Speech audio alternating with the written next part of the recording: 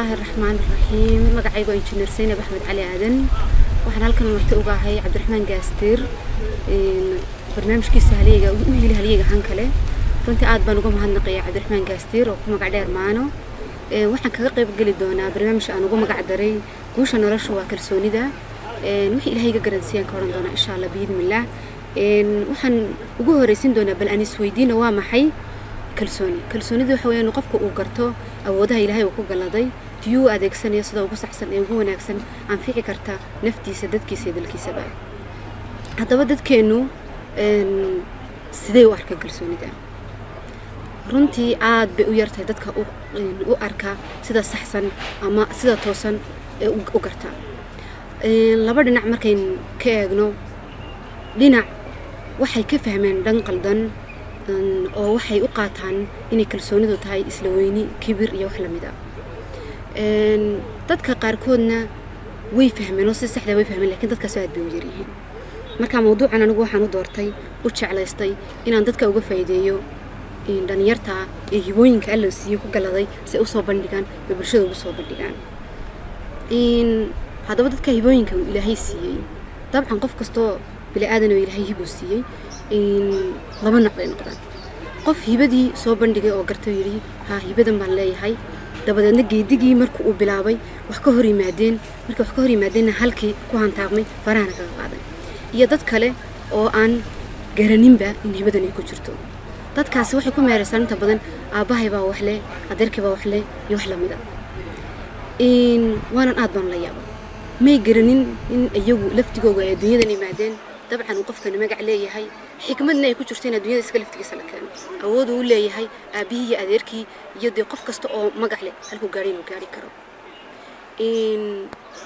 markaasi kuwa waxaan u sheegayaa inay qolooyinka hiigsanayaan ay ku faanayaan inay gaari karaan bulshaduna ay u baahan tahay kuwa hibooyinkooda inta soo bandhigeen ka gaabiyay ee duruufaha nolosha maray ka hortay markiiba isdhiibayna waxaan leeyahay ku kalsoonaa naftaada markaad naftaada ku kalsoonaato ay ka goonaato ayaad gaari kartaa hadafkii iyo dariiqii aad doonaysay inaad gaadho haddaba sidee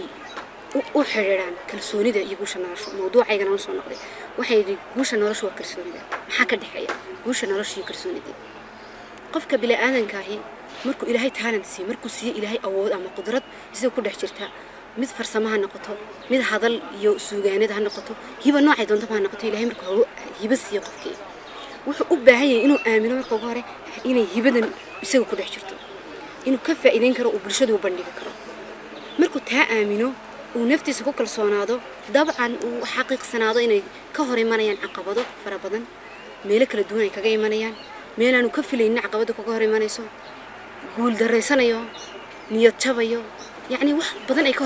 hor imanayaan hadana waa inay ka go'naatay isaga inuu halkan gaari karo